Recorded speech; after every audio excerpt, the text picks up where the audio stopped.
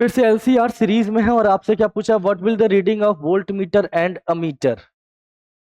Okay, इस volt meter की और अमीटर की रीडिंग। तो पहली बात, सबके वोल्टेज में क्या रिलेशन होता है मैंने बताया था, सबकी आरएमएस वैल्यू लिख रहा हूं तो V square equal to V R square plus V C minus V L का स्क्वायर। ये सारी आरएमएस वैल्यूज हैं, तो ये रिलेशन होता है। अब सबकी वैल्यू को पुट कर दो, वी स्क्वायर यानी 220 का square equal to V R, यही हमें बताना है, plus V C minus V L, 300 minus 300। Oh, ये तो रेजोनेंस का क्वेश्चन है, हमें फॉर्मूला लगाने की भी जरूरत नहीं थी।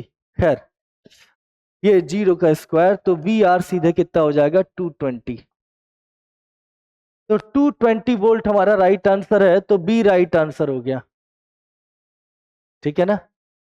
और फिर इसने क्या पूछा, अमीटर की रीडिंग, तो अमीटर बताएगा करंट। अब इसके अक्रॉस आपको वोल्टेज भी पता है और रेजिस्टेंस भी पता है इसका, तो आप करंट निकाल सकते हो। आई आर एम एस हो जाएगा 220 अपॉन इसका रेजिस्टेंस यानी 100, यानी 2.2 एम्पियर। तो बी हमारा राइट आंसर है। ठीक है।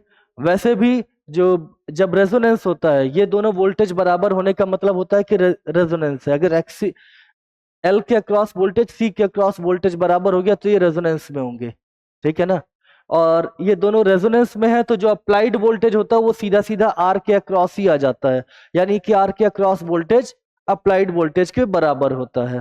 ठीक है ना। और रेजोनेंस में जो करंट होती है वो वैसे भी अप्लाइड वोल्टेज अपॉन रेजिस्टेंस होती है। तो डायरेक्ट भी हम कर सकते थे, फॉर्मूला लगा के भी खैर सेम आंसर आया।